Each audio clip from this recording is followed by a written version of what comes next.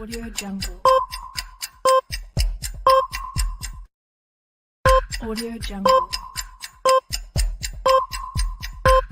الله أكبر الله أكبر.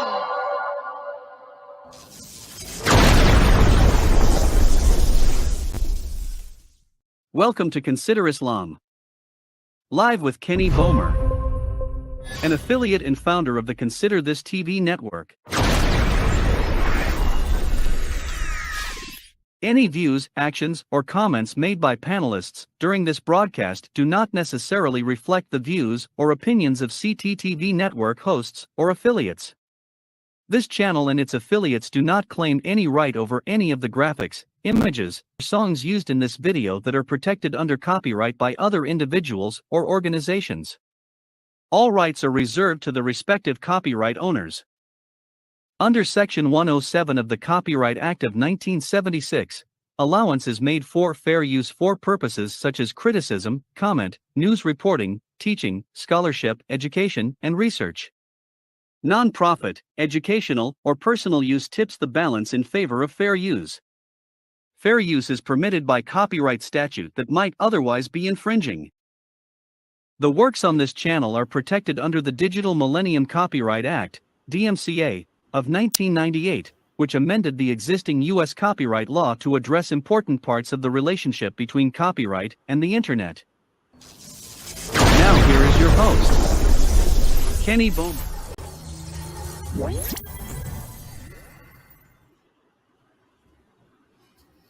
Assalamu alaikum rahmatullahi wa barakatuh. Peace be upon everyone who's watching, and welcome to the guests on the panel. We've got Brother Marshall Gregory and also Issa Kabeer. Assalamu alaikum to both of you. All right. So welcome to the panel. We're going to be discussing the ongoing issue in Israel/Palestine, vice versa, and should be a very interesting discussion. And I'm looking forward to it. Before we get started, let me just make a couple of announcements. Matter of fact, I'll try to post a link in the chat here shortly. But not this coming Saturday, but Saturday, September the 16th, at noon Central Standard Time, I'll be engaging in another debate with David Wood. It'll be the third debate overall, and it will be the second this year, as a matter of fact, which is interesting. We're going to be discussing or debating the topic, was Jesus a Muslim? And so if you're wanting to tune into that, I will post the link to that debate. That's going to be on the channel, the YouTube channel, Modern Day Debate. And I will post the link to that here shortly, inshallah, God willing. You can also, that's going to be, again, a live in-person debate. But I think you could watch it live for a fee. There is a fee to get in. If you're in the Houston area and you would like to attend, you can click on the link that you'll see. Matter of fact, I'll post the link to the debate on the Modern Day Debate channel, the platform, and then under that, you'll find the link to the tickets and so forth if you would like to attend the debate live in person or watch it live while it's happening. You could do so. I think there's a small fee of $1 or something. I'm not sure exactly what it is, but I think you can watch it live if you'd like to do that, inshallah. So I'm looking forward to that debate. I've been very busy with some contractual agreements that I've had to fulfill. Been a very busy year, and this debate was a bit short notice. It was discussed about, 2.5 weeks ago or so, and so we're looking forward to that. So can you guys hear me clearly? Yes. Okay, great. Okay, so we're going to be talking about the Israel and Palestine conflict, this ongoing conflict. And brothers, if you don't mind, what I'll do is I'm going to read something briefly. I was in Israel last year, and which was very interesting. We'll talk about that as we proceed. But I'm going to read something, and I'll post the link for this as well. Matter of fact, I'll do that now since I have it up. I'm going to post the link to what I'm about to read regarding this conflict in the chat for people who'd like to read along or read it in its entirety. I'm not going to read all of it, but bear with me one second. And so it's an article on a website called Vox, and I don't know much about that website, but I did come across this article, and it's titled, "What Are Israel and Palestine and Why Are They Fighting?" So if you guys will let me read just shortly, just a couple of paragraphs here, it'll put this conversation in its proper context, I do believe, and then we'll proceed from there. I'm not sure if my camera is sticking or not, but okay. So let me just read this. Can you guys hear me once again before I start?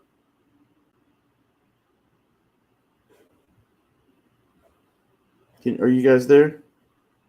Yeah, we hear you clearly. I can Alhamdulillah. hear Go you. ahead, Kenny. Perfect. We can. Okay, great. Okay, all right. So again, the title of this article is "What Are Israel and Palestine? Why Are They Fighting?" The subtitle says Israeli Jews and Palestinian Arabs both want the same land, and a compromise has proven difficult to find. And so it says here, this article written by Zach Bocamp, it looks like. It says Israel is the world's only Jewish state, located just east of the Mediterranean Sea. Palestinians, the Arab population that hails from the land of Israel, now controls, it says, bear with me, it says, Palestinians, the Arab population that hails from the land Israel now controls, refer to the territory as Palestine and want to establish a state by that name on all or part of the same land. The Israeli Palestinian conflict is over who gets what land and how it's controlled. It goes on to say, though both Jews and Arab Muslims date their claims to the land back a couple of thousand years, the current political conflict began in the early 20th century. And this is very important. The current political conflict began in the early 20th century. It says Jews fleeing persecution in Europe wanted to establish a national homeland in what was then an Arab and Muslim majority territory in the Ottoman and later British Empire. This is a very important sentence, and hopefully my audio and so forth is working clearly so people can hear this. It says Jews fleeing persecution in Europe wanted to establish a national homeland in what was then an Arab and Muslim majority territory in the Ottoman and later British Empire. The Arabs resisted because it was their land. They were already there. So again, this is stating the Jews came in, wanted to establish land in what was already occupied land. It says the Arabs resisted, seeing that the land is rightfully theirs, and an early United Nations plan to give each group part of the land failed, and Israel and the surrounding Arab nations fought several wars over the territory. It says today's lines largely reflect the outcomes of two of these wars, one waged in 1948 and another in 1967. The 1967 war is particularly important for today's conflict as it left Israel in control of the West Bank and Gaza Strip, two territories home to large Palestinian populations. Today, the West Bank is nominally controlled by the Palestinian Authority and is under Israeli occupation. So again, the West Bank is nominally controlled by the Palestinian Authority, but it's under Israeli occupation. This comes in the form of Israeli troops who enforce Israeli security restrictions on Palestinian movement and activities, and Israeli settlers, Jews who build ever-expanding communities in the West Bank that effectively deny the land to Palestinians. It says Gaza is controlled by Hamas, an Islamic fundamentalist party, and is under Israeli blockade, but not ground troop occupation. And I'll read this very short last paragraph. There's more to it, but I'll stop here. Let me go to more of it later. But it says the primary approach to solving the conflict today is a so-called two-state solution that would establish Palestine as an independent state in Gaza and most of the West Bank, leaving the rest of the land to Israel. Though the two-state plan is clear in theory, the two sides are deeply divided over how to make it work in practice. Now, before we get into the conversation, historically, it's clear that this land was already occupied by the Arab Muslims. And as this article states, I didn't write it, the Muslims didn't write it, someone wrote it, and it says clearly that the Jewish people wanted to establish a Jewish, state, and they came and tried to take over this already populated land because of something that the Old Testament says. Okay, and so from an Islamic point of view, the Quran says clearly, and Allah says clearly, it says to fight those who first fight you and run them out of places that they have first run you out of. But if at any time they stop their aggression towards you, you stop your aggression towards them so that you don't become those who oppress. Now, in this ongoing conflict, we know that the Israelis have a far superior army than Palestinians. Matter of fact, the Palestinians don't really even have an army. They're using, Molotov cocktails and basically whatever they can get their hands on, rocks and whatever, to try to fight back in any way that they can. And maybe here or there they get their hands on a rocket launcher or some type of, weaponry that would aid in their defense of their homeland. But they're doing just that. They're defending their homeland. But the way you see it in the media and the way it's being ignored by the world as a whole is, you have people who have come in and overrun a population of people in their homeland and is ever expanding that territory, as this article says.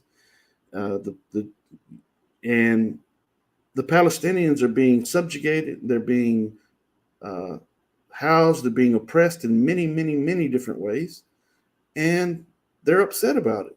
It's an ongoing occupation of their homes and their land, and they're being oppressed. Their people are being harmed and brutalized and being imprisoned and so forth. And so they're fighting back. And however, there's certain groups of people who anything Muslim is everything evil in their minds. Anything Muslim is everything evil. And when these people fight back, they're accused of being terrorists and they're accused of causing the conflict and so forth, while the evidence is clear that that's not actually true. They're simply defending what was rightfully theirs to begin with, and land and territories that they were already living in and living on and so forth. And it's very unfortunate. Now, when I went to Israel last year, I went on I'm an inspector with the American Petroleum Institute, and I went there to fill a contract, and was at an oil refinery there in Haifa. And while I was there, I come to learn about a very serious conflict that happened there on December 30th of 1947. And I'll read just briefly about this, and then we'll get to Issa and Brother Marshall Gregory. And so this says the Haifa refinery, the Haifa refinery massacre took place on the 30th December 1947 in Mandatory Palestine. It began when 6 Arabs were killed and 42 wounded after members of the Zionist paramilitary organization, the Irgun, threw a number of grenades at a crowd of about 100 Arab day laborers. It says these day laborers,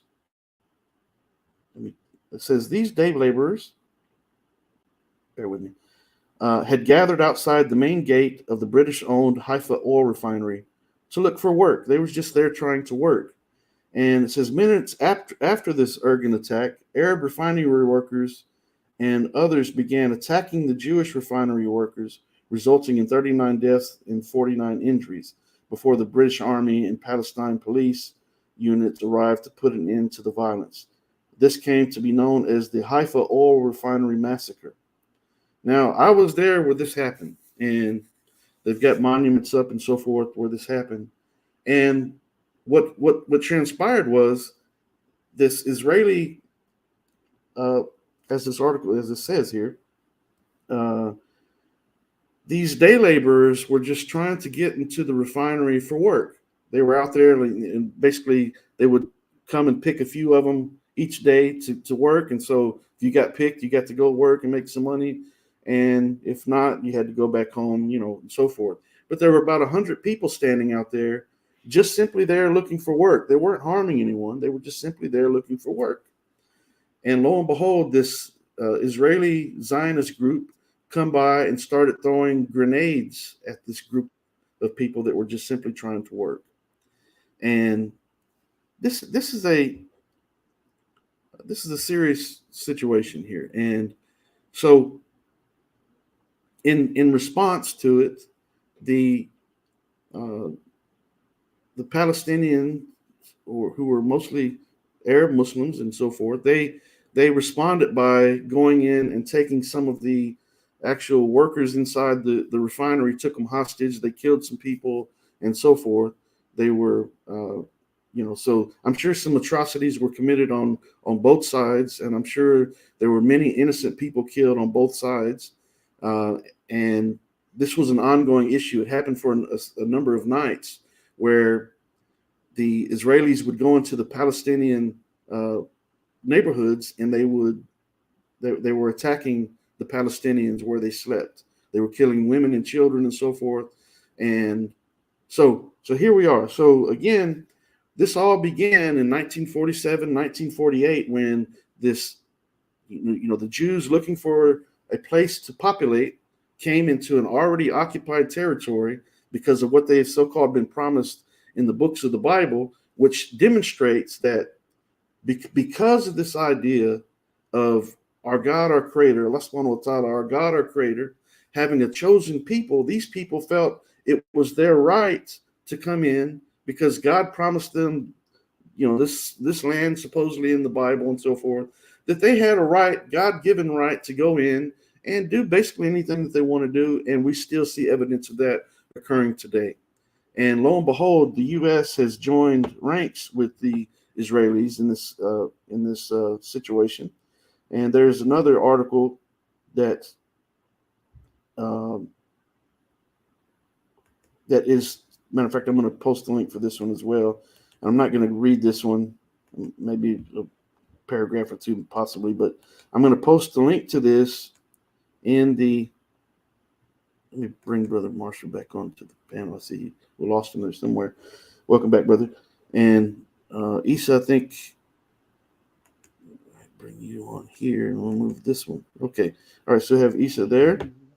Okay. And so this article that I just posted is titled, "Why Are the U.S. and Israel So Friendly?" And the subtitle is, "Why the U.S. and Israel Have Had Such a Close Relationship for So Long." And of course, it's got Trump and Prime Minister Benjamin Netanyahu on the front there.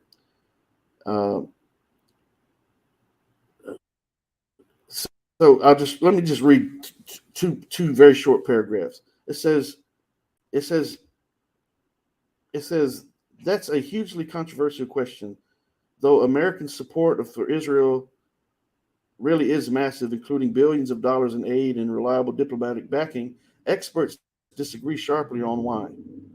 Some possibilities include deep-rooted support for Israel among the American public, the influence of the pro-Israel lobby, and the American ideological affinity with the Middle East's most stable democracy. And the countries were not. Anyways, I'm not going to read this because it's time-consuming, but we know that the U.S. has waged a war on terror, and they believe that the Muslims are the target of all evil, that they need to eradicate and destroy and so forth. That's an ongoing problem. And as you see, the Palestinians are being subjugated and being oppressed in many, many different ways. The U.S. isn't running to their aid. However, they're still funneling billions of dollars constantly to Israel, who is indeed the oppressors. So I'll summarize by saying that it is my belief that if a man or a group of men come into my home and I fight back for my dwelling place and in defense of my family and friends or whoever might be here, I have a right to do so, a God-given right to do so. In this God-given instinct that we've been blessed with, we engage in what's called fight or flight. We either run because we're outnumbered and there's no way we can win, and the best thing to do at that time is to flee, or we stand up and we fight back. Now, if you're backed into a corner like the Palestinians have been, the way they've been um, rounded up like cattle and so forth, and been oppressed, they're backed into a corner and they are fighting back any way that they possibly could, just like a man who's backed into the corner of his own home and he's got multiple intruders coming after him and his family. He's going to do whatever he can to fight back in any means necessary to defend himself and his loved ones and his property and so forth. So I don't see a problem with that. Obviously, there are some people who are on the other side of the fence, and so I'm going to let these brothers join in on the discussion. And I know that Issa has had a similar discussion on this topic recently. It was brought to my attention. I didn't watch the stream, so I have no clue what was stated or whatever. But I do know that Issa is a reasonable person, and I actually like Issa quite a bit, and so I'm glad to have you on. And so I'm going to open it up with you, brother, if you'd like to chime in and maybe give a little bit of description about who you are and so forth. We'll proceed from there. All right. Assalamu alaikum. Shalom alaikum. Peace and blessings to all. Oh, heard some noise there. So I'm a person who is looking for peace in the middle of all of this kind of difficulty. So I definitely understand what Brother Kenny is bringing up. I'm a person who's done a lot of international peace and conflict resolution and interfaith dialogue. These are really important things for me. I definitely think that several of the things that have been said, there's definitely merit and validity. I also think we need to be look at the complexity and be open to the kind of the diversity of the whole situation. Like, for example, yes, there were Muslims that were in this territory, but there were also Druze and Christians, and also there were Jews that were there originally too. So it was kind of a collective group. We also have to understand the British's position in this whole situation. That's usually never talked about. It's really just kind of put on Jewish people that this situation was caused. I don't think that that's exactly fair. I think we need to be open and say, hey, this is very complex. British imperialism caused a lot of problems, even with South Asia. I always bring this up with Pakistan, India, and Bangladesh. This is another important thing to consider. So I think for me, I think I really like the idea of a two-state solution. I think that's a good thing, or at least a unified one-state solution, sort of like Switzerland. But I think we have to learn how to work with having both Palestinians, both Christians, Muslims, Druze, and Jews all together. So that's kind of my position in a nutshell. Yeah, and that sounds reasonable, and I think it. If the Palestinians weren't being treated the way that they are, there'd be more room for a two-state solution. But they're being oppressed in many different ways, and I've seen it just flying over to Israel. There was 2 or 3 Muslim brothers. Matter of fact, one had a Muslim name. He wasn't even a Muslim, but the way they were treated at the airports when they arrived there in Israel was, very, very disheartening, to say the least. Matter of fact,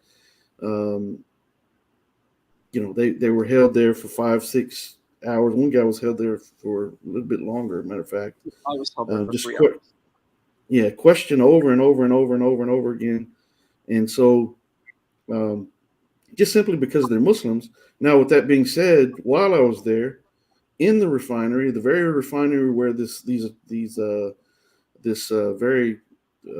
sad state of events took place in 1947, I stood along other Muslims from all over the world. As a matter of fact, there were people coming from all over the world to do some work there. And while we were there, we stopped for prayer. Jews watching. We all ate together. We all worked together.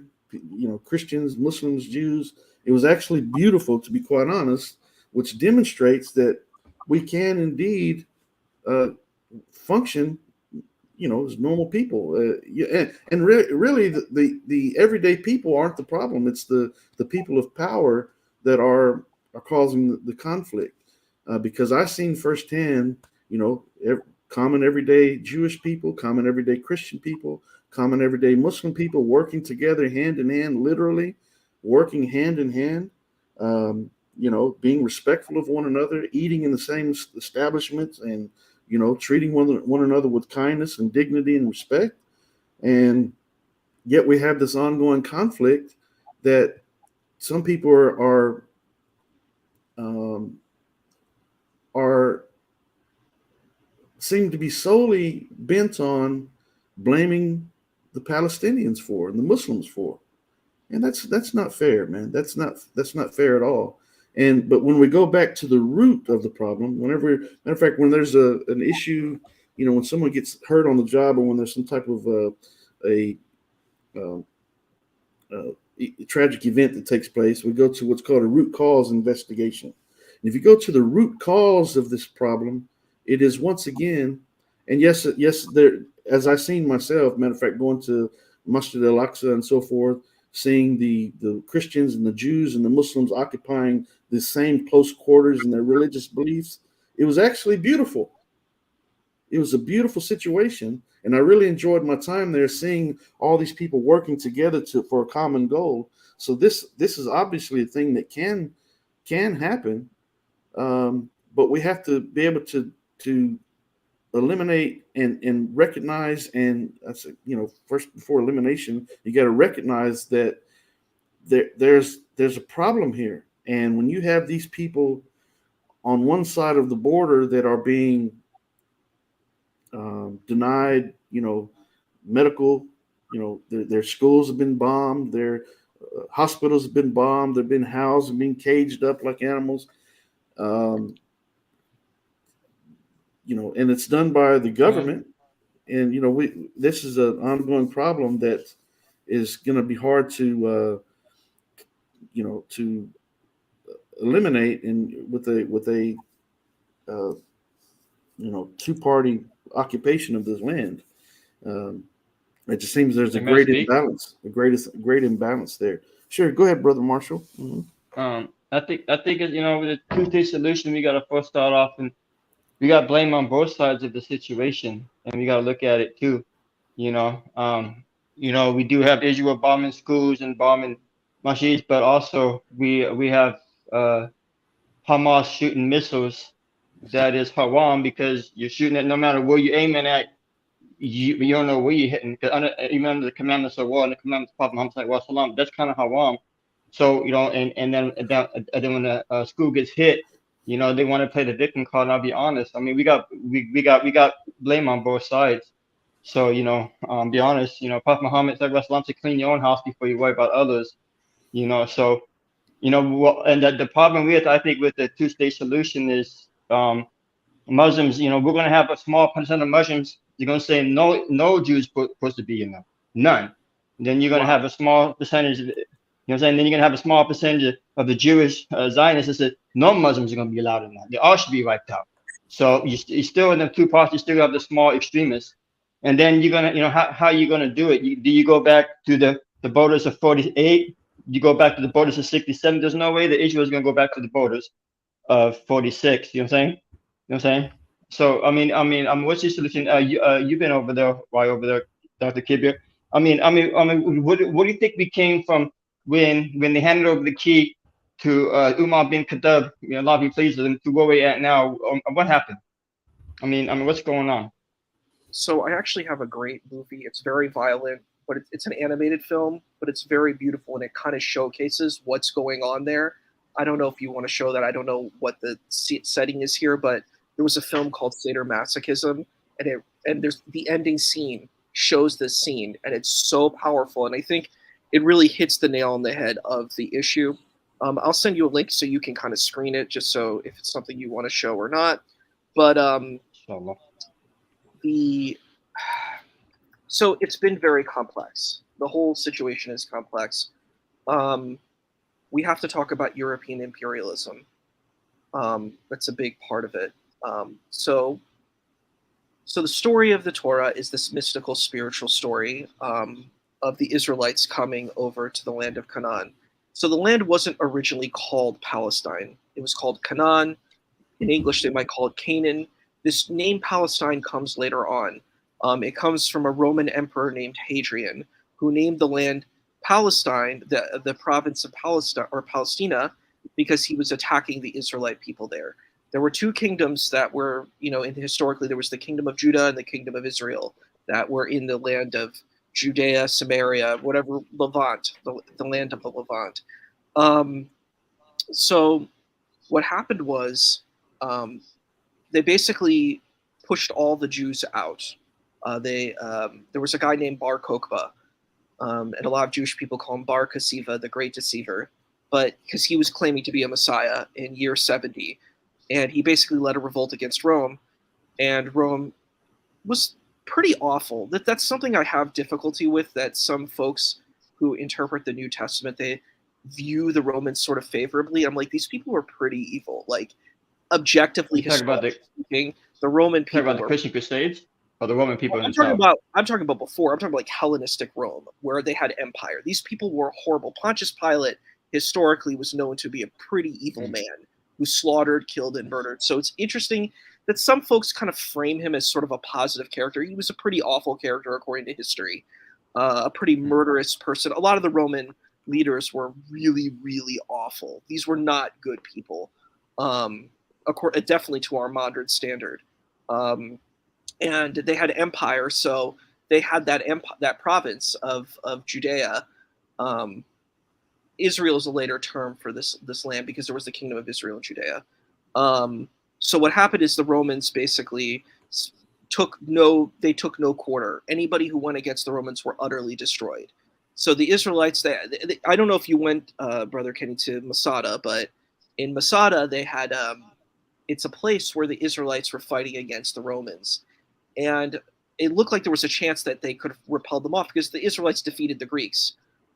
Historically speaking, we can see it in the Christian Apocrypha, but it's called the Book of Maccabees in the Catholic text. I'm not sure if Orthodox use it too, but in the Book of Maccabees, it talks about the Israelites and this family of Maccabees, which means like the hammer, who were able to repel the Greeks. So they almost successfully did it, but they weren't able to, and they basically did a mass kind of suicide, unfortunately. And maybe there have been a few survivors, and they were captured and brought into slavery.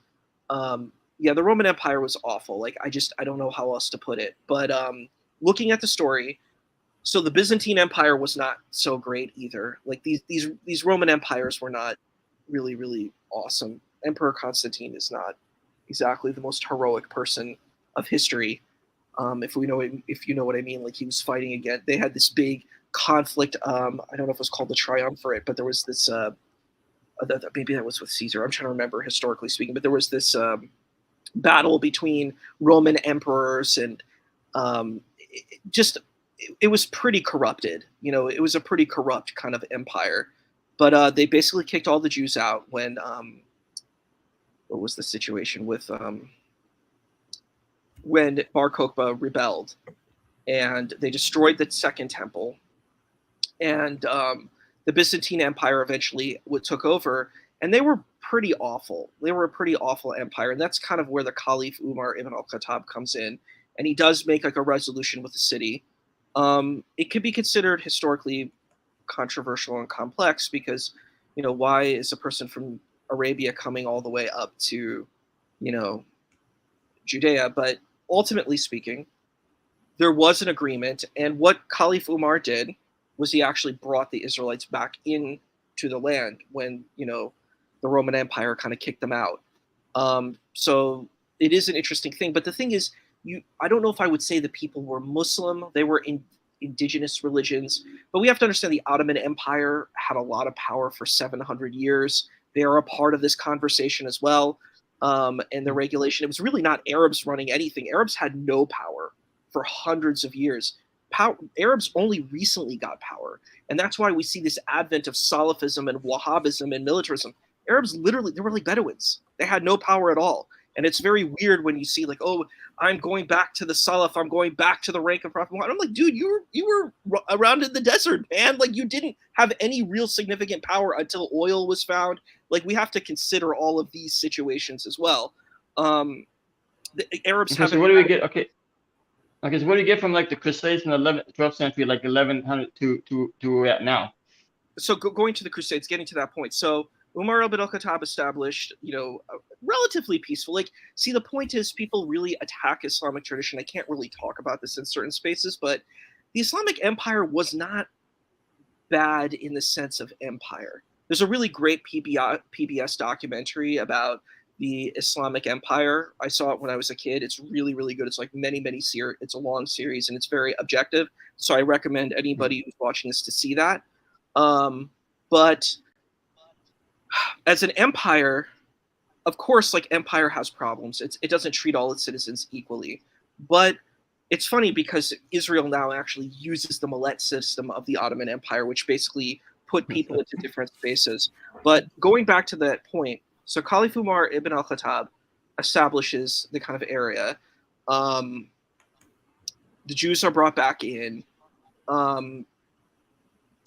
So you do have the Crusades, which is a very controversial situation, because in reality, if we're going to first century Christianity, it's completely abysmally connected to first century Christianity, and I've talked about this in Christian spaces. Yes, it's unthinkable. It's unthinkable to think first generation. Say first generation Christian, first century Christians, first Crusades, how barbaric it came. And then when they got to Jerusalem, by the time they got to Jerusalem, they were so bloodthirsty. They were so used to seeing so much carnage that it is, Well, the European empires were awful. Like, I'm just going to put it out there. The Christian European empires were awful. So if people think the Muslim empire was terrible, I'm like, the Christian empire was objectively worse in every single imaginable situation. They killed Jews. They killed Jews. They killed anybody. Women were called witches. There was a thing called Malus Maleficarum, and there's a book. It's called The Witch's Hammer, where they basically would persecute liberated women. So feminists would really hate these folks, the ancient European Christians. They were very, very highly patriarchal. They were feudalistic, so there was a lot of poverty. And really what they did is they kind of used Christianity as a tool. I don't know how much these people even knew about Christianity. Like, they had a picture of a cross. The only people who probably knew about Christianity in these ancient European Christian empires were probably the clergy. And the clergy were definitely empowered by it because they got resources, they got land. It was definitely not an equitable society to live in. I couldn't really discuss this situation, but what was the religious beliefs behind the Crusades? Were they, like, if they did this, were they going to get some of the sins taken away, or were they doing a good thing? Or so we know. What was the main objective? We know a lot about the Crusades. The Crusades are extremely problematic. I did a whole lot of research into this and studying Jerusalem in itself. And Brother Kenny is right about Jerusalem. It's a very beautiful, multicultural space. And I wish the whole area could be like that. I wish we could have a space where Palestinians have resources, Israelis have resources, everybody has what they need. And a place like Jerusalem, everyone can go to their holy spaces and be protected. But the Crusades were pretty devastating. A lot of people were impoverished. They were disenfranchised, sort of like America, to be quite honest. See, very wealthy people of European ancestry used people of poor class, poor economics who are also of European ancestry as tools. And they said, oh, you are white, so now we're going to empower you as a white person, quote unquote, and you need to capture these people who were enslaved. I don't call them slaves; they were enslaved. People of color who were enslaved.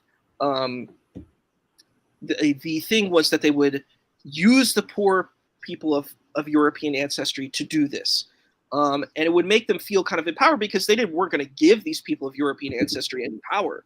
And it's the same thing like with these Crusades. You have these poor people in the serfdom, and a lot of women were abused. No one wants to talk about that. In these horrible European Christian countries, they were awful. Like, women were abused by nobility all the time. There are movie shows about it. Look at the Tudors. There's Catherine the Great. Look at all these shows that show European society. It was horrendous. And they definitely oppressed Jews. There's like no doubt what happened to Jewish people was horrendous.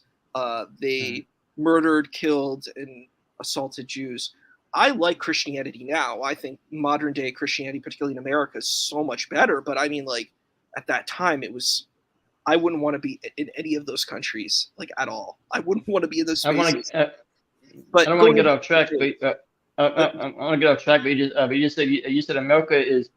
You like Christianity in America, but under the traditional values of Christianity, is America really following it? Christianity values?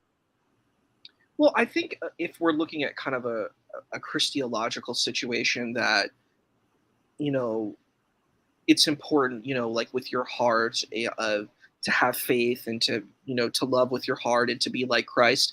I would say some people are really like that, where they're like, I'm going to go. Well, I'm not talking about the bill. I'm talking about like the secondary laws. The what? You know, the secondary laws they passed. You know, as a government, you know, are they following Christian tradition? No. I mean, like, for example, the thing, like, let's say something like abortion, for example. This is not in the New Testament. This is not a New Testament position. It is very much a Western European cultural situation. At all. There's no family values. These things are not important in the New Testament.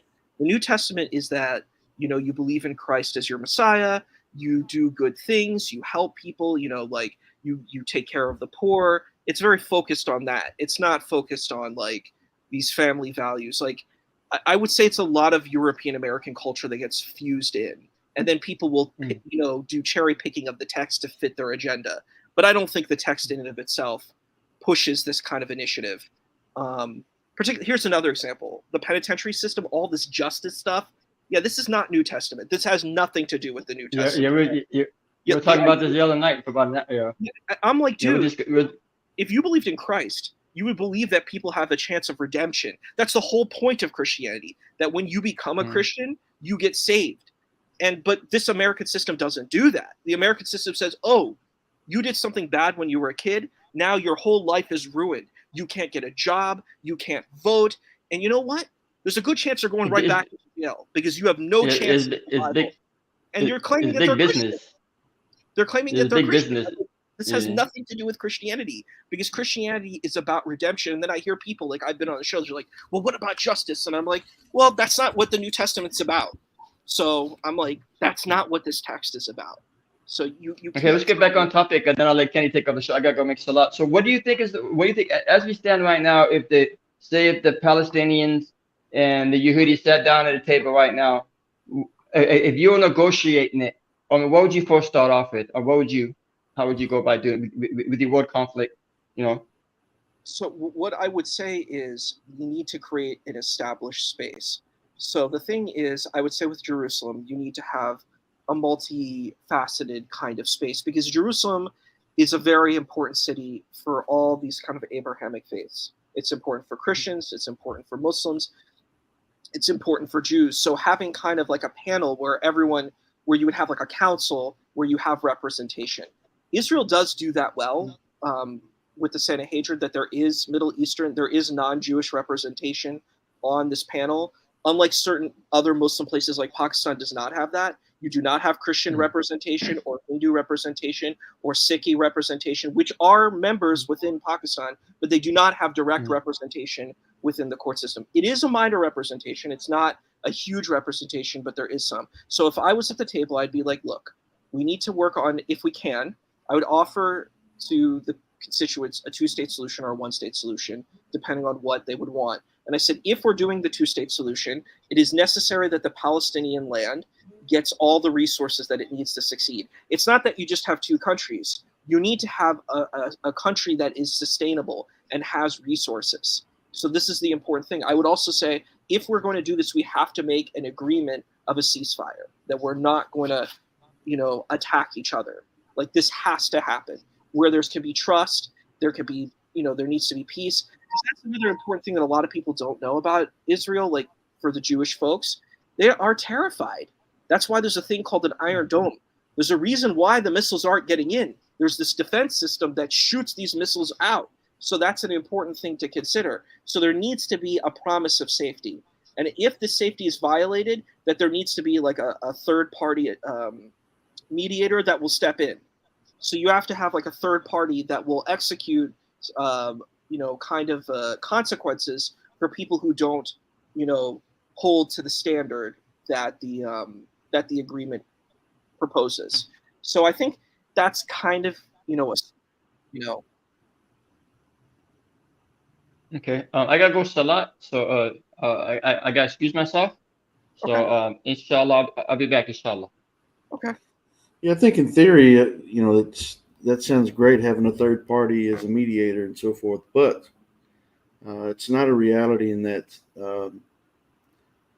when you have the United States funneling billions of dollars to the Israelis and, they've got a great defense system, they've got a great military and so forth, and you've got people with rocks and bottles and a rocket launcher here or there that are being demonized in the media and being blamed for their own oppression. Inevitably, they're being targeted as though they're the root cause of the problem, when that's not really the reality of it. The reality of it is you have one side that has a massive military, and the most advanced military, one of the most advanced militaries in the world, fighting common people with rocks and bottles. And so when you have a big brother on you, behind you, the United States, that is supporting Israel and is on the side of Israel, they obviously aren't funneling this money into Palestine. Matter of fact, they're just basically turning another cheek and looking away from it and ignoring the atrocities that are committed there.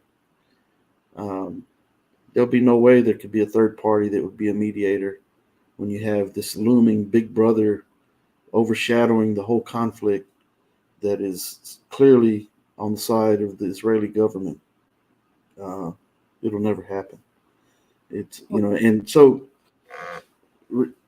regardless of, obviously there's people in every country, there's people from different places, races and places, and different color faces and so forth, different religions.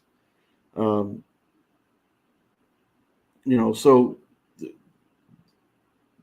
that's clear cut. But what's transpiring in Palestine is that these people are literally being ostracized and exterminated and being subjugated in such a horrendous way by a very powerful government that could make other decisions. They could do something different if they so choose to. But they want that land so much that apparently these Palestinian people, and it's kind of odd that Jewish people were treated this way. And I feel for them. It's a horrendous thing that transpired against the Jewish people historically, but that they would in turn go and do that to another group of people. It's like, didn't you learn from the atrocities committed against you that this is wrong and this shouldn't happen and you shouldn't treat these people in this way? And it's like they're blind to it because of this land. And so it seems a very lopsided battle here. A very lopsided. It's not a fair fight on any level because just if you just look at what's happening. And there's another thing, which is the false flag pretense, in that having studied the effects of propaganda to the degree that I have, and knowing that sometimes the perpetrators of the wrong are the very ones who make the claim that the ones that are being oppressed are the ones that are causing the problem. And we hear about someone firing a rocket across the border there, whatever, into the Israeli lands, I'm not so sure. I'm not saying that it never happens, and I'm not denying that they don't find ways to get this weaponry and so forth. But how? When they're so they are where's their means to get these things into Palestine? Where's the avenue? Where's the where would they be getting them? But I'm not saying it never happens, but I'm saying that it's again, you have an army, one of the most powerful armies in the world, and militaries in the world, being the Israelis, and most of the people that they're fighting against and they're having this conflict with are people with sticks and bottles. Yet when they do get a random rocket launcher or whatever and they fire it across, they're terrorists now. They're terrorists. And it's like, okay, well, let's look at the big picture, and you see what's going on day in, day out to the Palestinian people. And that's got to be factored into this whole problem. It's not like, if they weren't being treated this way, would they be going after the Israelis, or would they be on the side of the border firing rockets into the Israeli populations? Probably not, because they'd be too busy rebuilding what's been damaged in their own land. And so I find it I find it very disturbing and very disheartening that the world as a whole has turned their back on the situation. There's many countries that could step in and be that third party and say, enough is enough, let's stop this. But because the big brother, the United States, is looming over the whole situation and feeding the Israeli government billions of dollars, that they could, be trying to say, hey, let's create a peace treaty here, and let's do something different, and let's make this, create a balance on each side, and be fair to both sides and so forth. That's not happening. And so it's a very, very disturbing situation, to say the least. Someone's saying that they get rockets via Iran, and they also make them their own selves. Are you saying Palestinian people cannot make rockets? Hezbollah,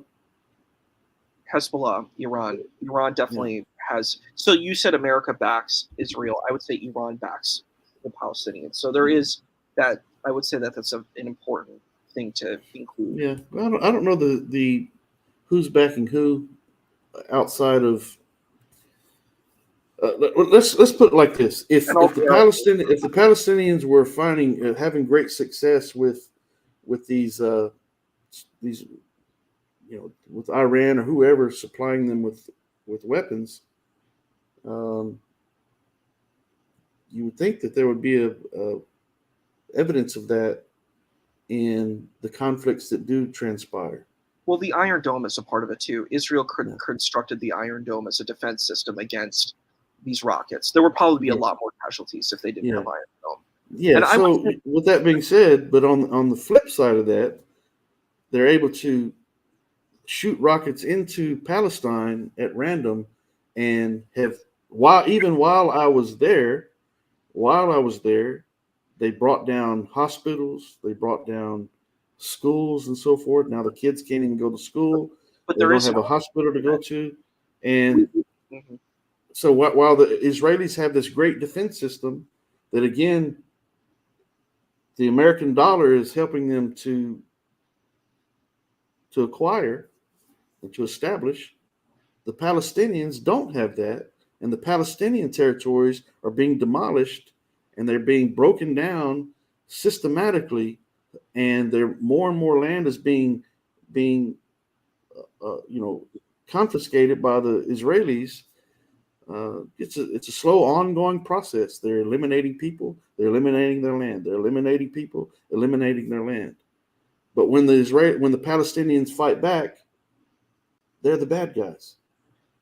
One thing I would want to add to that, though, is first and foremost, what they're doing is it's not Islamic. You can't use bombs. You can't use guns. That is against the Islamic traditional narrative. If one is taking an Islamic traditional narrative, they're not following Islamic traditional narrative. You could say, I'm doing self-defense. It's the same argument I would make against Christians who use self-defense mechanisms. I'm like, look, that's you doing that. You want to do self-defense. According to Islam, you have to follow the rules of engagement. You cannot harm trees. You can't harm trees. They're not following Islam, which is an important thing to understand. We also have the paramilitary organization of Hamas, which is doing terrorist activities. Very, very problematic organization. And I feel a lot of these people are stealing the money that's going into Palestine because it's an easy thing. There's a few very, very rich Middle Eastern people there who are stealing all the money for themselves. And then they're keeping everyone else poor to say, look how much everyone is suffering. So Palestinians are suffering. I 100% agree. But I think there's some rich fat cats who are exploiting the situation to make a lot of money. I think we need to, you've been to Saudi Arabia, right? I have. In Saudi Arabia, there's so much poverty. There's so much poverty there. And people are making pilgrimage all the time. Why is there poverty? There's poverty because there's some Arabs who are hoarding all the money for themselves. They have these palaces and they have beautiful $1 million clothes. But then there are poor people in the street hustling. I said, how dare you? You should have all this money help the poor people, but you're not helping the poor people. They're suffering and struggling. And it's a powerful tactic to keep people struggling and suffering because you can control them. So exactly. Well, that last statement proves my point. The Palestinian people are poor people. There are people that are struggling, and it's kind of like, again, blaming the people who are being victimized for their own victimhood. So again, with the way propaganda works, first and foremost, everything that we see in the media is not necessarily what's transpiring in reality. So with that being said, when you have these people that are so oppressed in ways that we can't even begin to explain and experience, we can't begin to fathom because we're not living it.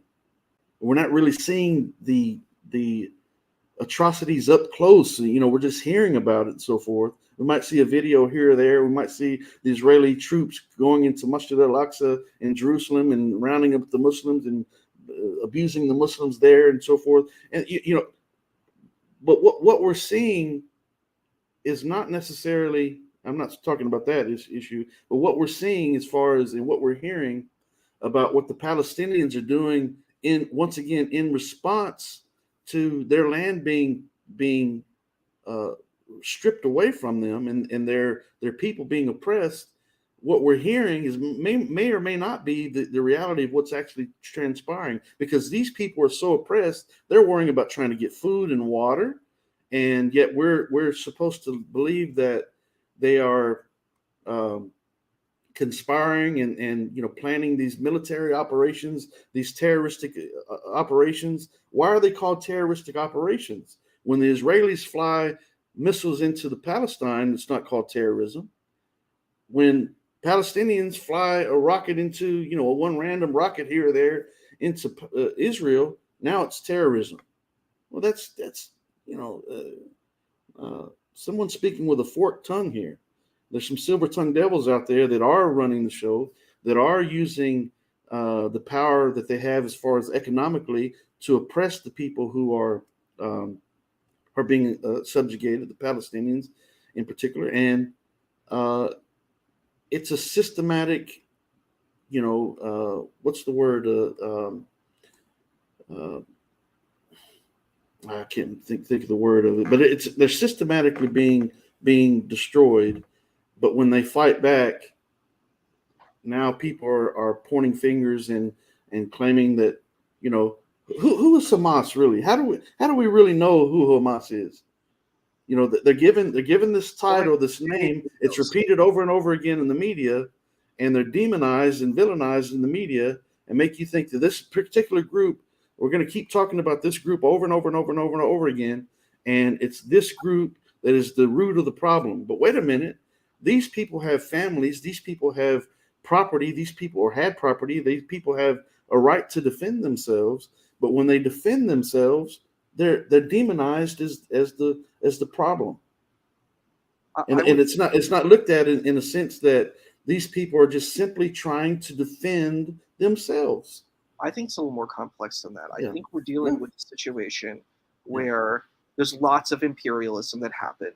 And these people who had the land before, there was an imperialistic movement that allowed them to have the land.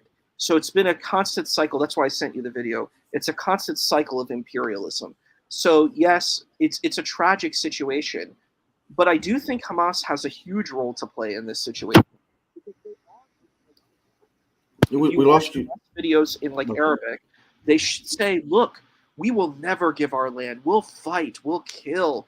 And then they have little children preaching this stuff. It's horrendous. I saw a little girl coming out of the little girl's mouth. I'm like, this is child abuse. You cannot do this to a child where you try to indoctrinate them in your feud of hate. Well, let's clarify something though. So you said it yourself. That is not Islamic. I agree.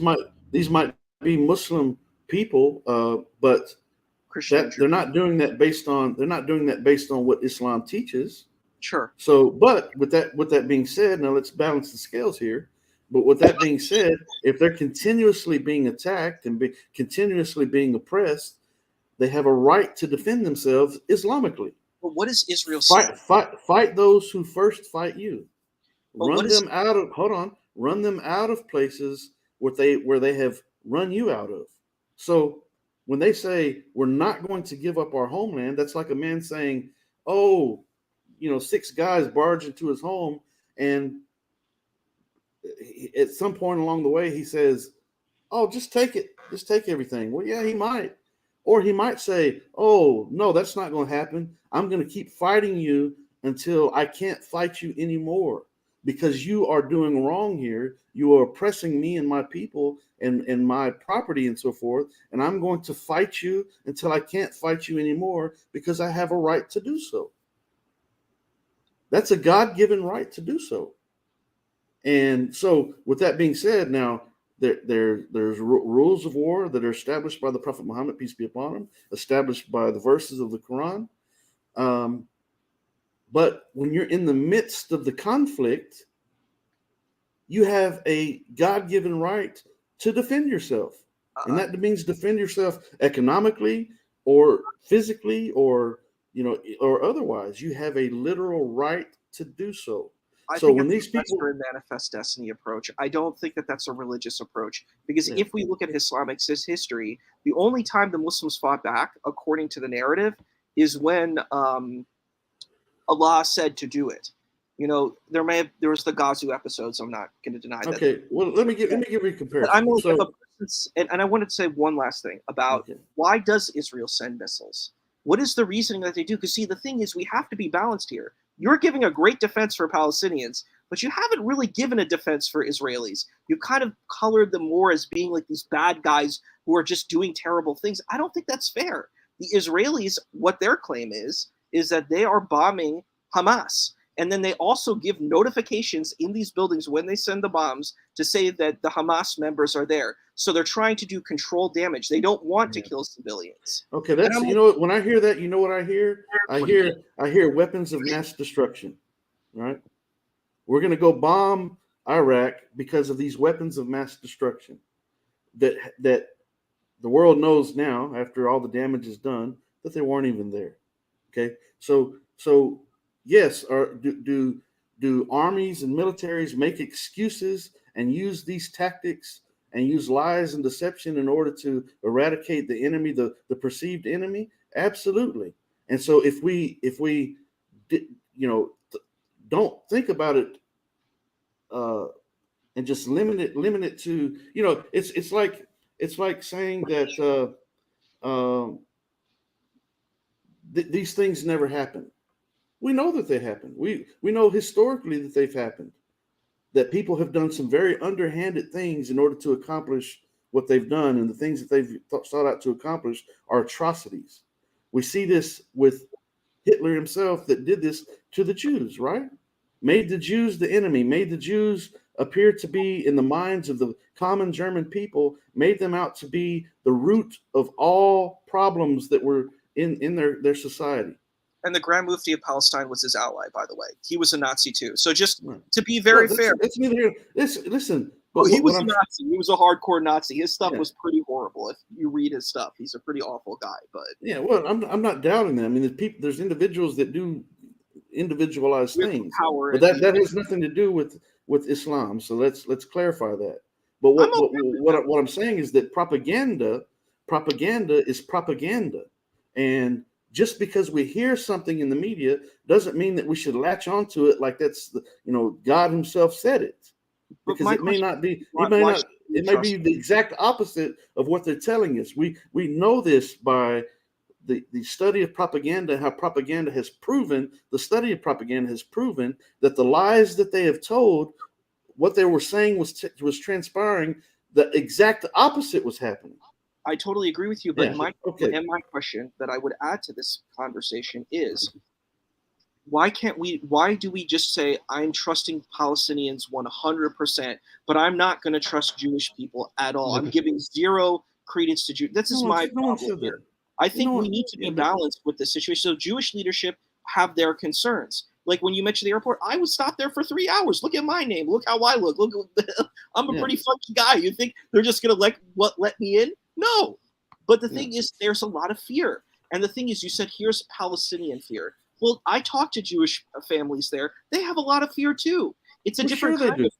They're living in fear that a bomb might come and hit them, that Iron Dome might fail, and that they might die. So Yeah, it's but while they're fearing that, it's actually happening to the Palestinians, right? well, I It's would say actually happening. so. Palestinians are suffering 100% for sure, and it is, and there are Jewish people who are killed too. I don't know if you know about the stabbing incidents, but there are lots of Jewish people who are killed all the time. But and I would say, you said the media says this. With stabbings, Not in universities. Universities are extremely liberal and they're very pro-Palestine and they're not pro-Israel. The you, UN is pro-Palestine, not pro-Israel. If you look at any UN videos, they are promoting Palestine 100%. It says Israel is doing human rights violations. But no one talks about Pakistan. No one talks about the 1971 genocide that Aga Yahya Khan did to the East. It was called East Pakistan, but the Bengali people. No one talks about that. It just completely goes under the radar because it's not important. What happens to children and little boys in Peshawar? What happens to the Baluchi people in the south? No one is talking about any of these problems. Look at all the people who were assassinated. Look at Benzer Bhutto, who was assassinated. Imran Khan, there was an attempt on Imran Khan's life. It's completely destabilized. But no one is talking about this. They're just like, look at this terrible situation. And I'm like, it is terrible. You and I are in 100% agreement, but I think everyone is victims. And I don't think it's fair to say, look at these Jewish perpetrators. I think there's suffering on both sides, and we need to care about all these people. I can't just say, look, the Palestinians are just unilaterally suffering. It's not fair to the conversation, and it doesn't even see Jewish people having a place at the table, and that's a problem. For one, I'm not talking about common everyday people. All right, I'm talking about the enactors of the atrocities are the people of power, the people that are running the military, and the people in the government. That's the people in the power. They're the one calling the shots. The common everyday people, of course, common everyday people are going to be concerned with being bombed. But the reality of it is the amount of damage that is happening on the Palestinian side compared to the amount of damage on the Israeli side is vast and far. It's far and wide. It's a huge difference.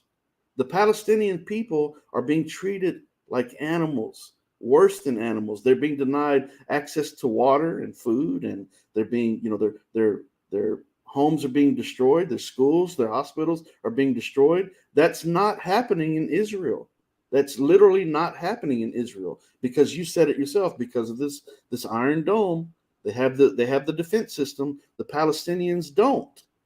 So again, go back to the root of the problem. The root of the problem is 1947-48. A group of people come and try to take over land already occupied, even if there was already some Jews there.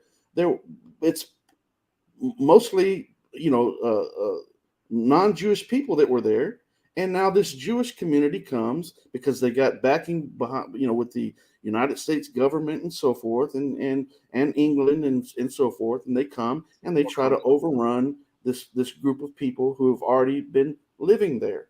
Well, they And were those also people, exiled. Muslim countries kicked the Jews out of their spaces. The Europeans kicked the Jews out of their spaces, unlawfully so, because this is a key that we haven't talked about.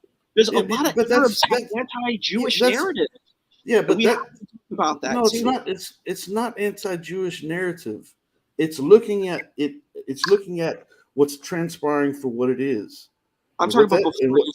I'm talking about before Israel. Why were all the world and all the Jewish the history of the world and discuss how all this transpired? But what we can do is look at what's been transpiring since 1947, 1948, when a group of people come into an occupied land and have systematically throughout time have damaged and destroyed these people and continue to damage and destroy these people. And when these people fight back, again, they're fighting in defense of their homeland. And a lot of these people have lost loved ones and lost many people, lost their own citizens and so forth. They're angry. They're fighting back. It has nothing to do with religion at this point, because you're in the midst of a battle. You're in the midst of a very difficult, harsh situation. And I'm not saying there's not committed Muslims there, and I'm not committed Jews and Christians. I'm not saying that. Surely there's some devoted, true, Muslims there and so forth. But also we have to factor in that these people are tired of being oppressed. They're tired of being mistreated and so forth, being denied just basic human dignity, and so they're fighting back. The Israelis are not being treated that way. They're just not. And so there's a great imbalance there. And anyone who doesn't see it how can you not see it?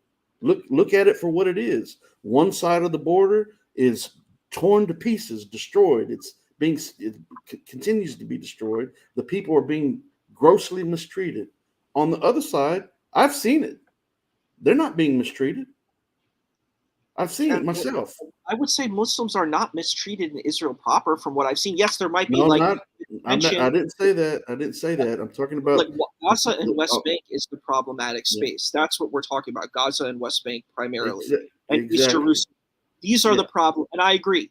So and another problem too are the Arab nations who are around. The Arab Jewish people in Israel are not living in the conditions that the Palestinians are living in. How did the Palestinians come to live in these conditions? They came to live in these conditions because the Israeli missiles and the Israeli military is going into this area and causing this problem. And then when the Palestinians fight back, they're the devils. They're the ones that they deserve what they're getting. Well, that's the same mentality that the German people had against the Jews in the reverse fashion. Look, what the Germans did to the Jews was completely different. It was extermination. Yes, it was. I'm sorry. I'm going to have to stand strongly against this, because Zyklon B putting people into showers is not the same. I didn't say they did the exact. I'm not saying that they've done that. I didn't say they've done that. Jim Crow. Fine. Okay. You could maybe, if someone wants to make an extreme argument, apartheid, I don't think it's that far, but you could say maybe Jim Crow, segregation, there's a thing where there's a power imbalance. Fine. But to say it's genocide, it's not genocide. If it's genocide, it's the worst genocide of all time. Jewish people have been trying very hard to create diplomacy. And we have to be honest, I went to school with Arabs, man, and I heard of anti-blackness, anti-Jewishness blatantly right in front of my face. And I'm yes, there's problems. Brother. I'm just telling you. Let me say this. And I, on the flip side of that, have gone to school and been around many Caucasian, so-called Christians who have done and said great, horrendous things and so forth. And so it's people being people, right? So listen, even so let's take a common everyday Jewish man in Israel, and he's in fear that the Palestinians on the other side of the border are going to send a rocket over and so forth. Is his fear justified? Oh, absolutely. Yeah. Does he have a right to be angry and want to fight back? Well, yeah, absolutely. Right? Absolutely. So I'm not Sure. denying that. I'm not saying that the common everyday people don't have a a legitimate fear and so forth. But and I'm not saying that everything that the Palestinians do in response is correct. I'm not saying that. But I Okay. also have to factor in that they're led to do what they're doing because of the atrocities that have been committed against them. Their schools have been destroyed. Complex. It's a very complex and nuanced situation. It's not just Israeli military doing this. I would agree. And if you go to Israel and you ask Jewish people, they'll say they're a part of it, but they're not the sole element of this. Hamas is a part of it too. Like we said, what about this kind of secret warfare where people who are in power are going to use the general population, just like we talk about the Crusades, as kind of patsies to push their own initiative Well, and yeah, pawns of their own initiative. So I'm like, you have that part too. You have Hezbollah. You also, like, we didn't talk about this, but why? How did Israel even get legitimacy? It got legitimacy because 7 Arab nations invaded this area. If they didn't, we wouldn't have this whole story. This would have never occurred if those 7 Arab nations never went in. I okay. promise you. So if um so what's interesting is that when people talk about these issues, and I believe you're trying to be fair as possible and so forth. But what's interesting when people talk about these issues and they hear about a group like Hamas that I know very little about, to be honest. I don't like politics and I don't like these types of conflicts. I've got other things that I'm focused on, and so I very seldom talk about these particular issues. But when I do, I try to do so objectively. And so I'm thinking that, okay, again, we know that the Israeli military power is state of the art, right? They've got a great military defense system, and they've got a great military, right? And then we hear people talk about groups like Hamas. How dare the people, on the other side, how dare they try to create an organization to fight back and defend themselves?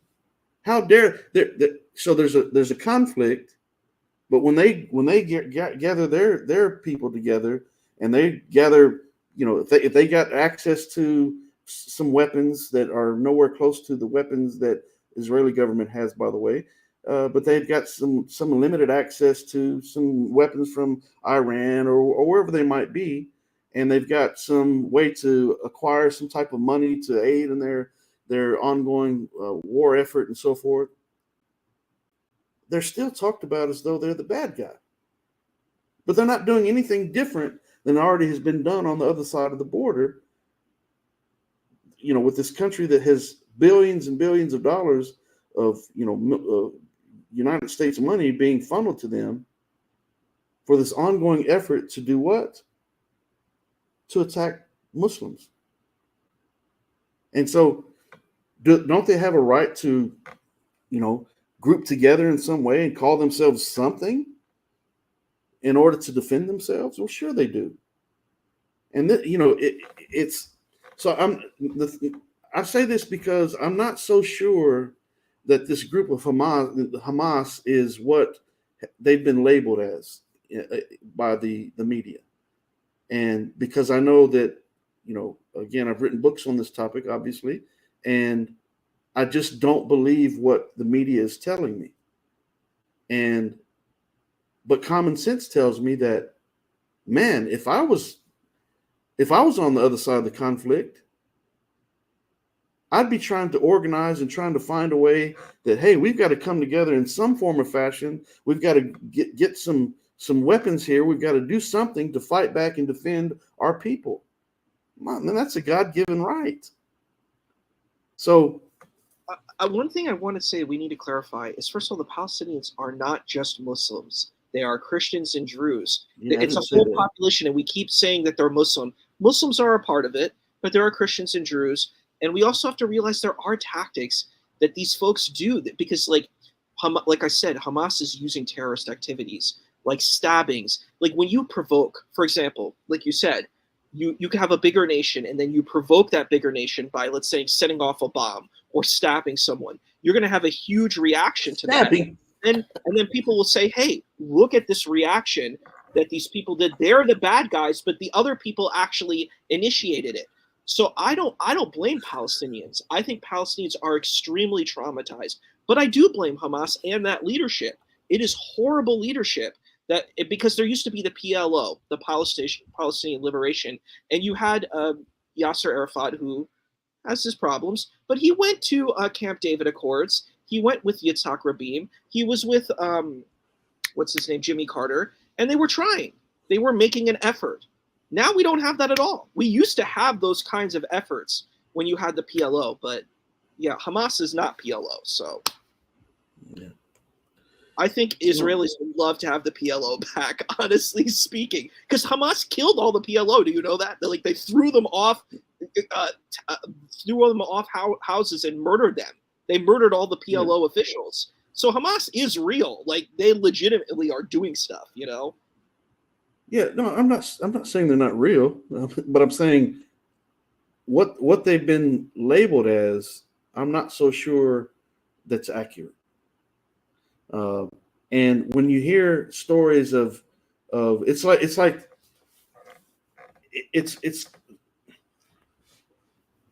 did they throw someone off a building? Maybe not. So we just simply can't believe everything that we hear in the media, because again, the tactic of those in power is to isolate a particular group of people, make them the enemy, demonize them, and attack them with the rhetoric over and over and over again. Short, sweet phrases that demonize that person in the mind of the commoners in order to do what you talked about earlier. It's basically population control when it boils down to it. I've read a book titled, back in the day, titled The Theories of Yaqub, about population control and how it works. And the people in power who have the money, they go about the business constantly. It's a constant effort as we speak. Even we ourselves are rounded up in areas and so forth. As long as I don't want to get in all that, but nevertheless, the people in power engage in what's called population control, and they use any tactic necessary in order to achieve what they're trying to do. And they commonly find and isolate a particular group of people, make them the common enemy, to where common everyday people look at these individuals as though they're less than human, and they begin to attack this group of people and so forth. Now, do some of the people that they're attacking, do they commit atrocities in response? Yeah, probably so. Yeah, I'm not saying that they don't. It'd be ridiculous to say that people aren't people and people don't make bad decisions and do horrendous things at times on both sides. People. It doesn't matter what color, what race or religion you're of or whatever. It doesn't matter. People do horrendous things. People are trash a lot of times when it comes down to it. And so, but with that said, when we look at the imbalance of power between the Israelis and the amount of money that they're working with compared to the Palestinians, whose schools and hospitals, and they have no water source, and so very limited water source and so forth, and the world itself is just looking away. Well, my goodness, man, if I was in that situation as one of the Palestinian people, I'd be looking to fight back any way I could as well. In between the time when I'm trying to find me some water to drink and trying to find some food and worried about my sick and the injured and the dying and so forth, where we're going to put them. They've got all that to worry about. And so how in the world are they very well planning these knife attacks and so forth? Knife attacks? We got a rocket launcher. Let's go use this one random rocket launcher and shoot it over there to Palestine so that the response can be they bomb us. Well, that's ridiculous. And that tells me, through my study of propaganda, that is a false flag right there. That's the media saying, and the Israeli government possibly, because it's happened before through other governments and other, the United States itself has done this, has made the claim that this group of people, this country did such and such. Now we're going to go bomb them because they did such and such. When the reality of it, and the truth of the matter was, that country or that individual or that group of people didn't do anything at all. You lied, and you found an excuse to go bomb them, and you fed the masses a lie, in along with that, as part of your military operation. The lies perpetuated in the situation are part of this military operation, and they've hit them on all fronts. Now this group of people are the bad guys. They did such and such that they didn't really do in reality. But yeah, they did. So we're going to go and we're going to take these people out because they're the bad guys. They're the devils that need to be treated this way.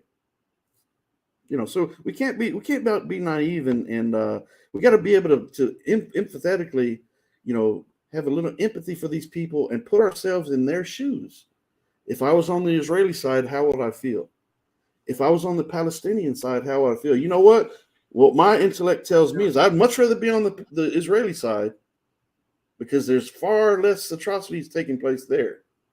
So if I'm on the Palestinian side, I'm going to be more angry. I'm going to be more disturbed by what's been transpiring against my people and my country and the people on the land that that used to belong to them. And I'm going to want to fight back. One thing that I want to add, though, is we have to think about this. Jewish people, even now, are facing massive anti-Semitism, anti-Jewishness from every angle. Like, no one is talking about that. Like, I don't know if you've read even classic British literature. There's tons of anti-Jewish rhetoric. And it's like people don't know Jewish people. They don't have any support. And I'm with you. Like, do I support Palestinians? Heck yeah, any normal human being would. There's no doubt that we want to support Palestinians.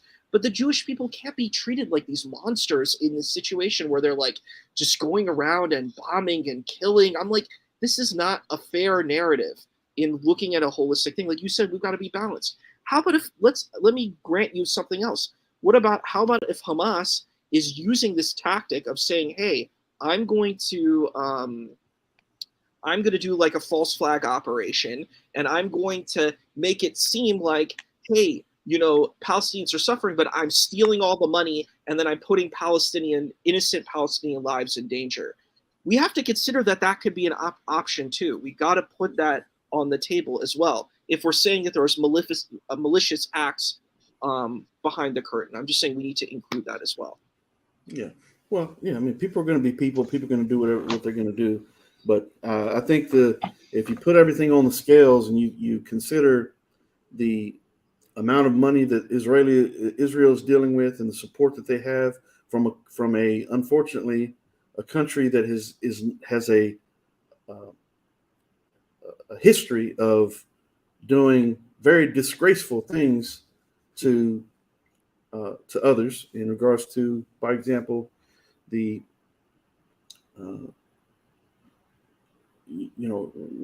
dropping the atomic bomb on Japan and so forth, and killing all these people, and going into the country of Iraq under the claim that they had weapons of mass destruction that they never did have. And so when you got this type of big brother behind you, and you put everything on the scales are tipping greatly in favor of the Israeli people. And I'm not an anti-Israeli person. That has nothing. That's not on my mind at all. I'm looking at from an objective standpoint. I'm not Israeli. I'm not Palestinian.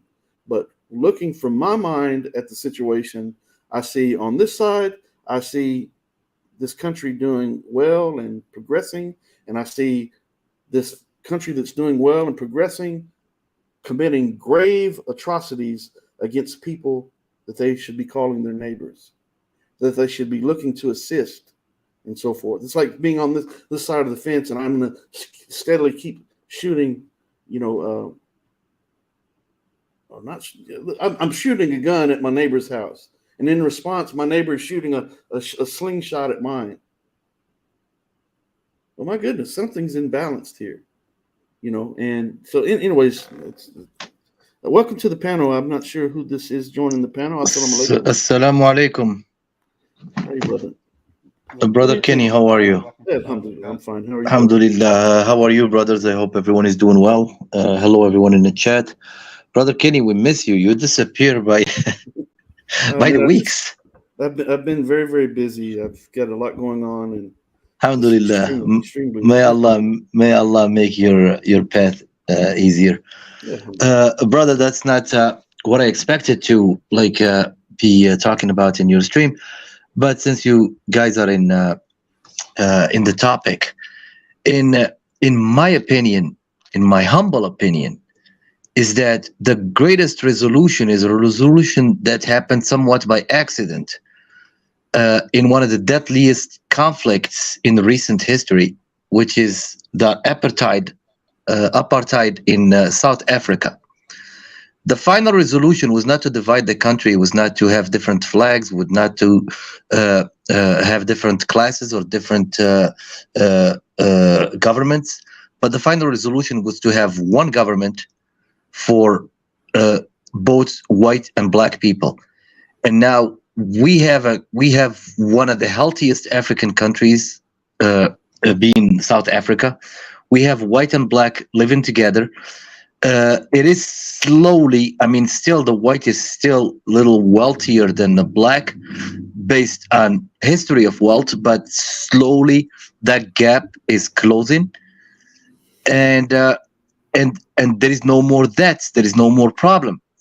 So I wondered, how come nobody ever thinks about having a country called the Holy Land, where Palestinians and Israeli live together with a government that could be formed from both Muslims and Jewish people.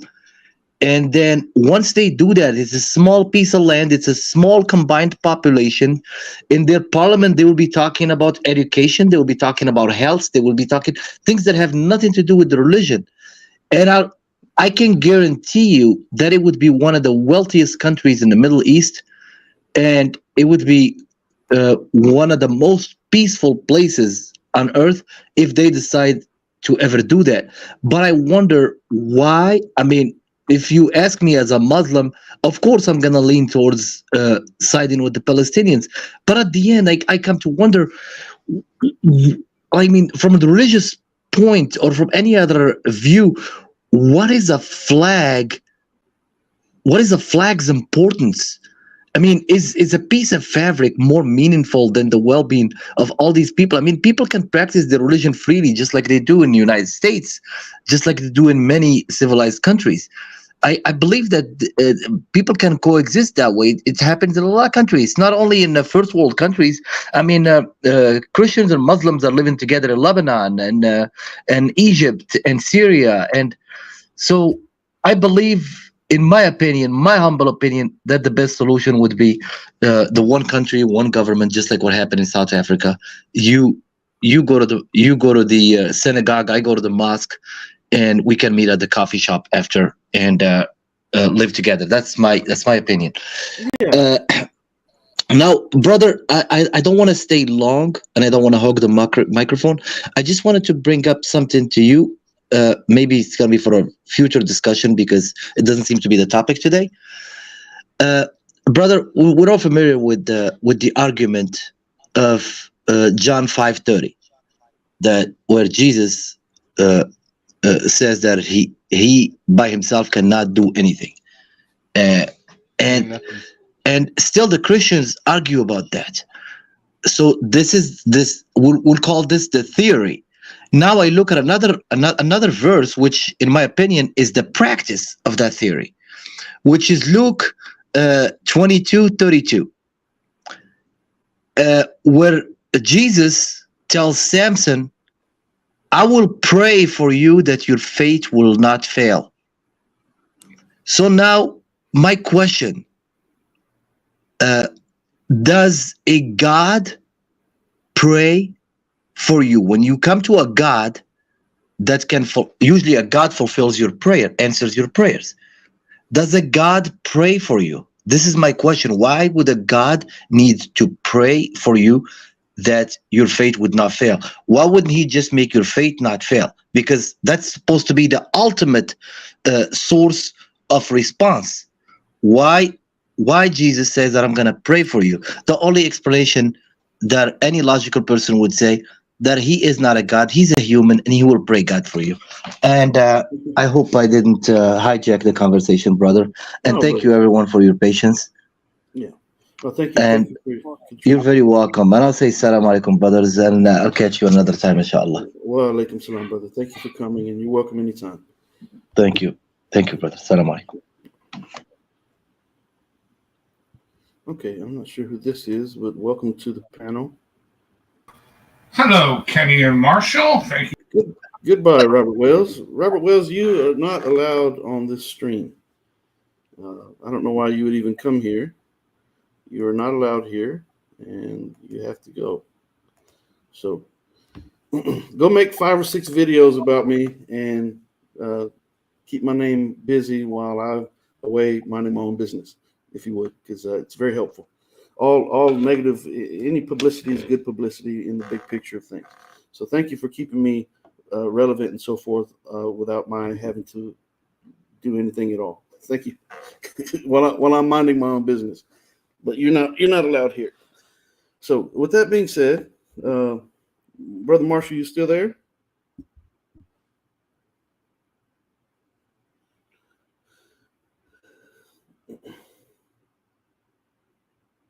Okay, I don't know if he's there or not, but maybe. Matter of fact, let me see what time it is here. Hey, listen, Issa, I think for one, I want you to know, I think you do know that I like you, man, and that I do respect your opinion. I think you're an intelligent guy, and I enjoy having discussions with you and so forth. Even if we don't necessarily have to agree on everything, but I think there's a lot that we obviously do agree on, and I do want to commend you for being, a person who does try to look at all sides of the situation, and I want to commend you for that. So don't think for a second that I've been offended by anything that you've said, and hopefully you haven't been offended by anything that I've said. I don't think we've been so much at odds, because I think the reality of it is that we both want the same thing. I don't have any hatred in my heart for Israeli people. I really, really, really don't. Allah knows that, and I truly am not biased towards the Palestinian people because they're Muslim. As you mentioned, there's Muslims, Christians, and Jews all over the place there. And so it has nothing to do with that for me. For me, it's a matter of self-defense. And what does Islam say about self-defense? And what would I personally do if I was in the midst of the battle? If I was on one side or the other, if I was, I'd be asking on one side, why are we doing it? On both sides, I'd be saying, why are we doing what we're doing? What is the overall objective for doing what we're doing? And at the same time, I'd be confronted with the desire to fight at all costs to defend myself and my family and my loved ones and my homeland and so forth. And so it's a sad state of affairs that here we are in 2023, and you think that human beings would learn from past mistakes, and we just simply can't seem to get it together as collectively as a whole, all of us together. We've got so many issues, man, and me and my wife been laughing the last week or so because we've seen a few things where I say, "Oh man, people are trash, man," and it doesn't matter. I might call some Muslims trash. I'm prone to do that if I see that they're doing something that is so just despicable that I just can't stand it. Then I'll, I'm just saying it in general. Man, people are just trash, man, because people do some very trashy things. And I just want to remind everyone that, we're tested by everything that we're given in this life. We're tested by everything we're denied in this life. And we have an obligation as human beings, a God-given obligation. We're being tested by these situations. When we know that these atrocities are happening, regardless of who's wrong or right, the world is at fault. The world will be reminded on the day of judgment.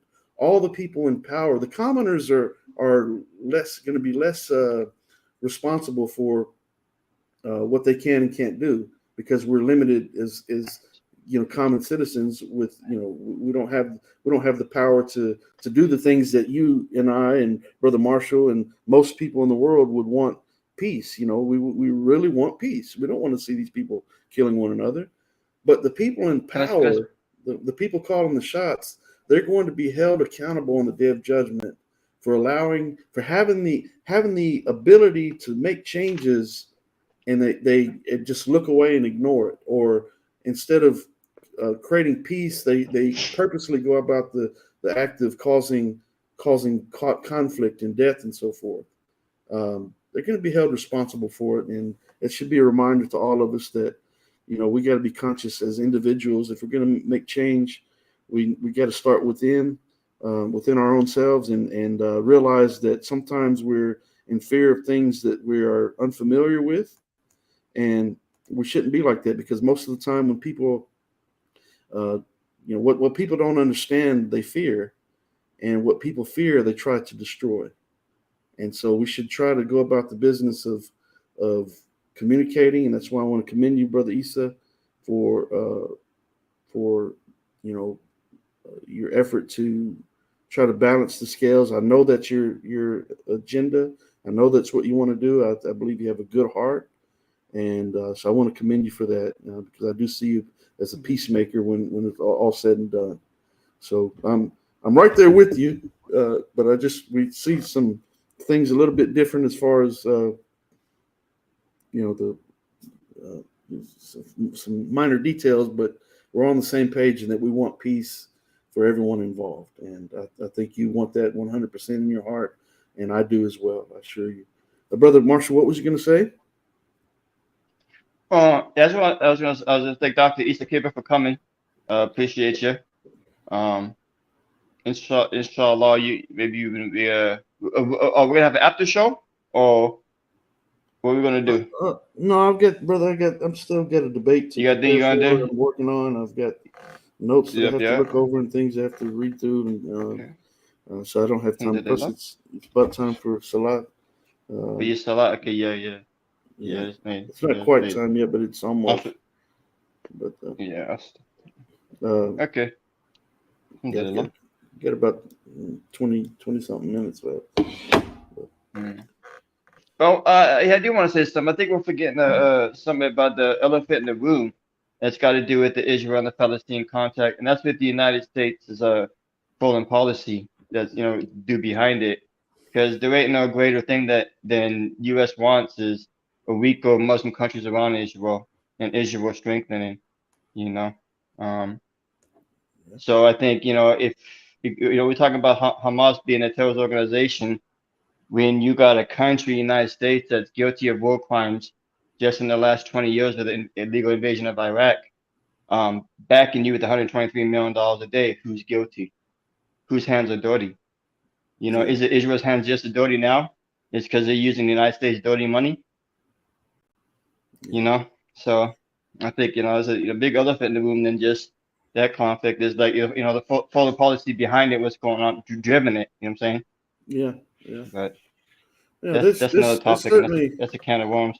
Yeah, there's so much going on that we, as just common people, are blind to, and there's agendas that are in place. And I don't mean to be a conspiracy theorist, but obviously, people are people, and we can see signs of things that people would do in the big government, and people and people that we deal with on a day in, day out basis, where people are conspiring, and plotting and planning and backbiting and setting things in place to try to manipulate someone. Well, people are people, and the higher you go up in the economic scale and the power scale, the more you have an opportunity to do these things.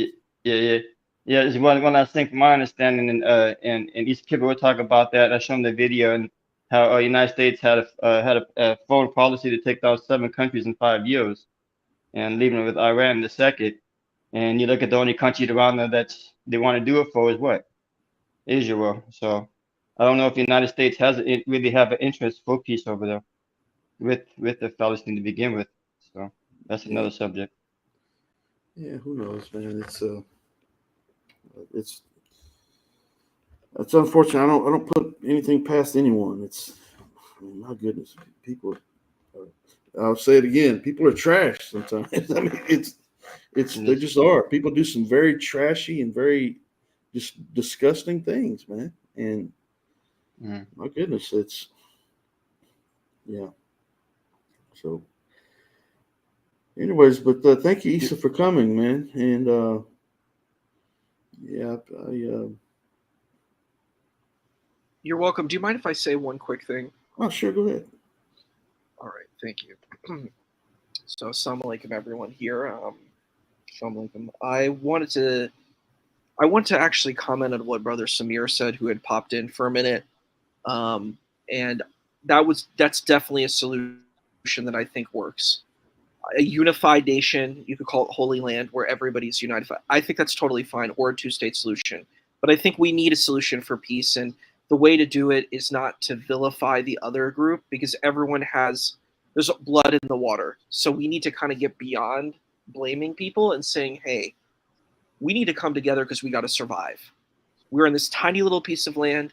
We need to survive together. It's not about you're the bad guy, I'm the good guy. This is my land, it's your land. It's really our land. And how do we make that work together? That's what I feel. Yeah, it's hard for us to really, try to put myself in the shoes of other people, and as much as we try to imagine what it might be like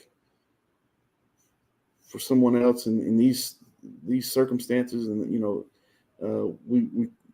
our imagination can't do it justice, and so it's kind of hard to say what we would do in certain instances and so forth. We are outside looking in, and it's not always easy to make a judgment call on what other people should do when we're not really experiencing what they're going through. And all we can do is just try to look at it and say, okay, well, if that was me, this is how I think I would feel, based on my limited knowledge about what is transpiring, what's real and what isn't, knowing that there's probably lies being propagated on both sides, and there's plotting and planning being done on both sides, and there's wrongdoing and being done on both sides, and there's people are justifying their actions on both sides and so forth. And so, conflict is conflict, and it's not pretty. And but man, it sure would be nice if the world collectively would routinely, this whole idea of United Nations. What are we united in? And when you have two countries at war with one another, and the others, I mean, they try to step in and so forth in their ways, but my goodness, man, the lack of reason and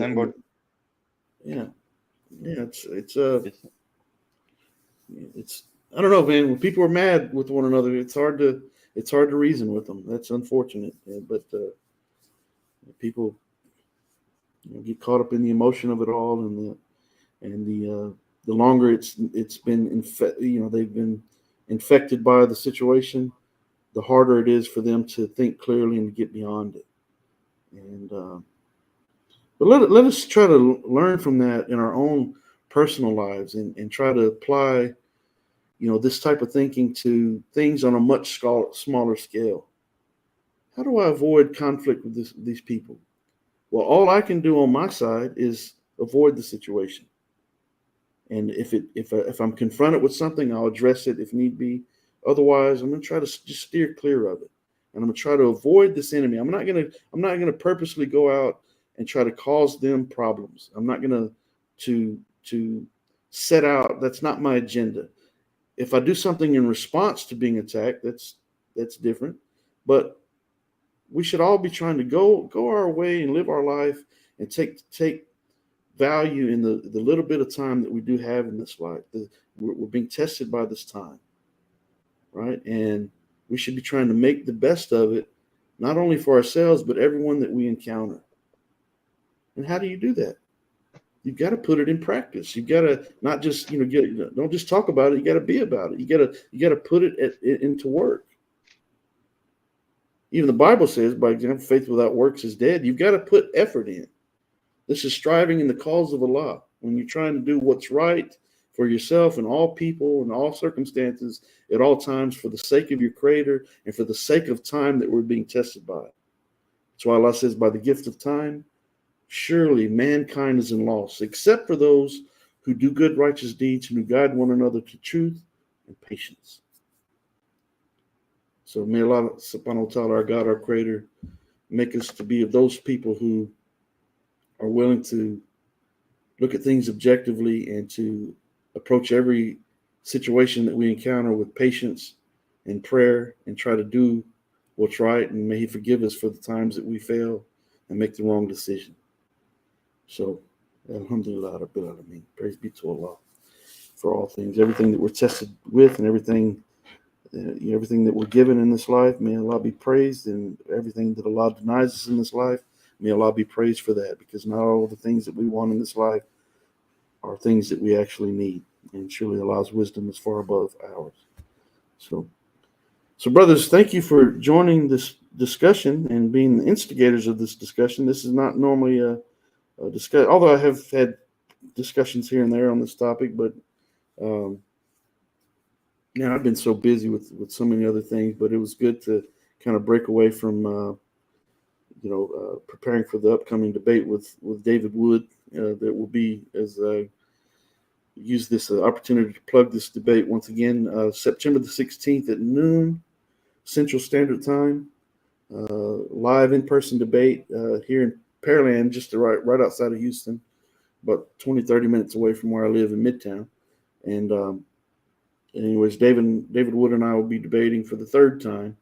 We'll be debating the topic, was Jesus a Muslim? So it's going to be a very interesting debate, I'm sure. So looking forward to that. If you want to check that out, you can look through the chat and the comments. You'll find the links for those debates. You can also go to Modern Day Debate. For that debate, you'll find the link for that in Modern Day Debate. Go ahead, brother. I got a question for you to ask David Wood on my behalf. What's that? Ask him if Jesus was a Christian. Yeah, he knows. If he says no, then he says no. If he says no, ask him, why are you Christian? And that's all I want to know.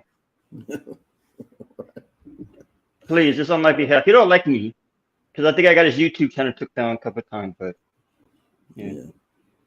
Just on my behalf, please. But I got to go, so assalamu alaikum wa rahmatullahi wa barakatuh. Wa alaikum salam wa rahmatullahi wa barakatuh, brother. Have a good one.